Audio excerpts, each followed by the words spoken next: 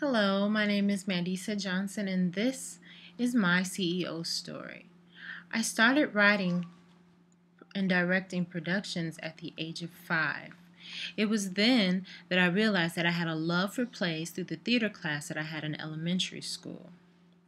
I realized that I was called to write productions and put them on about 3 years ago after I left a church of 9 years. I felt as though the people who were still attending the church were being bamboozled and needed to know the truth. But then I thought to myself, how can I let them know? No one is going to listen to me. They haven't listened to me before. But then I thought, hey, everyone loves attending productions, especially when you can relate to a certain situation that takes place in a play, added with a little comic relief. I knew I could write, direct, and produce productions. All I had to do was put it together. I then realized that through the productions that I produce, it will be a testimonial. Many of the productions that I will create will be from actual situations that I have gone through.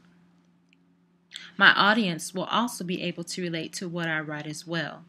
The goal of my productions is to help hurting people heal. I started writing children's books at a young age as well. Now that I am older, I've realized that it is a calling from God.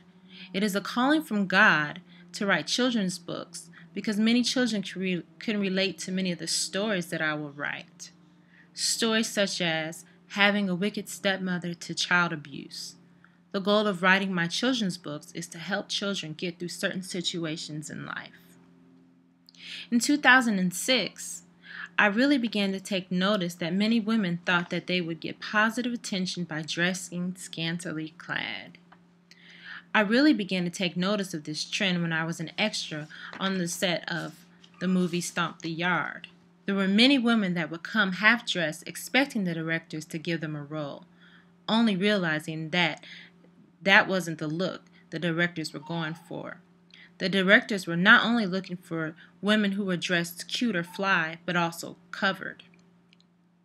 I began to feel terrible for the women who were dressed scantily clad. They were never taught that they did not have to show off their bodies to get attention. That was when I decided to take matters into my own hands. Late in 2006, I began to plan and map out my first fashion show. It was called The Cute But Covered Fashion Show. After about a year of planning and months of rehearsing, the fashion show came into fruition. The Cute But Covered Fashion Show teaches young women of all ages, shapes, and sizes that you can still be fly without showing your body off. This is taught by having models model different styles of clothing. The goal of the Cute But Covered Fashion Show is to see young women better themselves and change how they dress. Thank you.